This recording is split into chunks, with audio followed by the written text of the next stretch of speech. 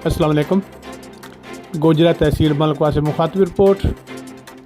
महकमा food authority ज़िला मंडी बहाउद्दीन ने अवाम की इतलाआत पर मिल्क सेंटर्स का मुआयना किया।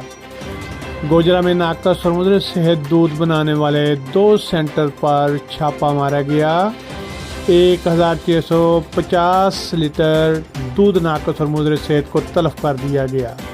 महकमा फूड अथॉरिटी ज़िला मंडी बहाउद्दीन के तर्जुमान बिनियामिन शाह ने बताया, अवाम की शिकायत और इत्तला पर महकमा फूड अथॉरिटी ज़िला मंडी बहाउद्दीन की टीम ने मलकवाल और गोजरा में कोकिंग ऑयल और मुज़र सेहत पाउडर से मसनूई दूध तैयार करने वाले 2 सेंटर्स पर छापा के दौरान रंगे हाथों दूध तैयार करते हुए मुलजमान को पकड़ लिया।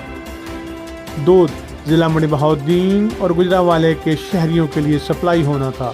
फूड अथॉरिटी टीम ने 245 किलो पाउडर, बनास्पति घी, मिक्सिंग मशीन और दीगर ज़ेर इस्तेमाल सामान को ज़ब्त कर लिया। चेकिंग के दौरान दूध को तलब कर दिया गया और मालकान के खिलाफ कानून के मुताबिक मुकदमा दर्ज कर दिए गए।